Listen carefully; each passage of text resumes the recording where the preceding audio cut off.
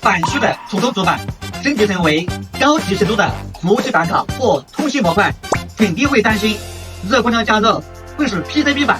变形或者芯片烧伤。鼎华5880采用3Vg 独立 PID 闭环控温系统，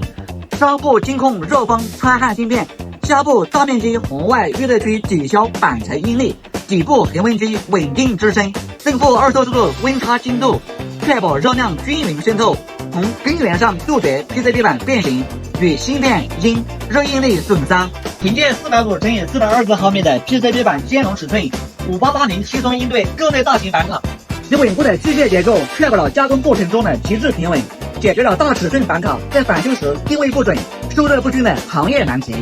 5600瓦的总功率保障了强大的热源输出，升温迅速，热场稳定。这不仅提升了返修效率，